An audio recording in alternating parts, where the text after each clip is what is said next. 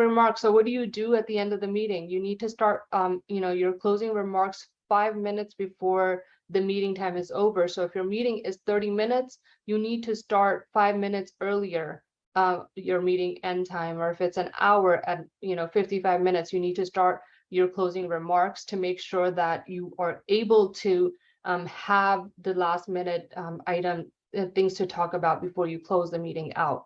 So an example is, well, I think we made great progress in our agenda items. I'd like to recap decisions and action items and make sure I've captured everything, right? Your decisions are going to be things that you and your stakeholders have decided on, right? So these could be things like, we want the dashboard to have these data points, right? Those are decision points. Those are also your requirements, but you want to capture some of these items to make sure that they go on your meeting minutes, right?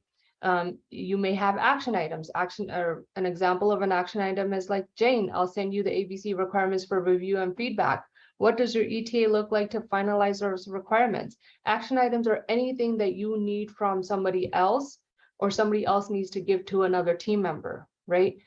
These are things that need to happen for us to be successful as a team. So as a business analyst or Scrum Master, it is your job to document what those action items are and track them until they're completed, right?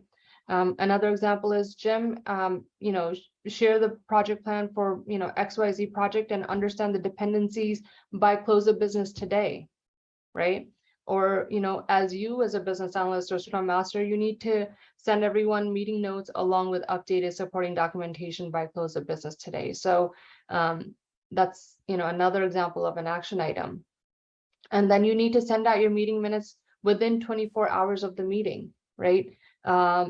If you guys need templates of what meeting minutes look like, I can add those for you guys, but it is really critical that you send out your meeting minutes after your meeting within 24 hours to make sure that you're documenting decision points or topics of discussion that we talked about as a team, along with action items, right? Things that our team members need to do to make sure that we move on to the next step, and then we have agreement and we have decisions to keep moving forward on our project.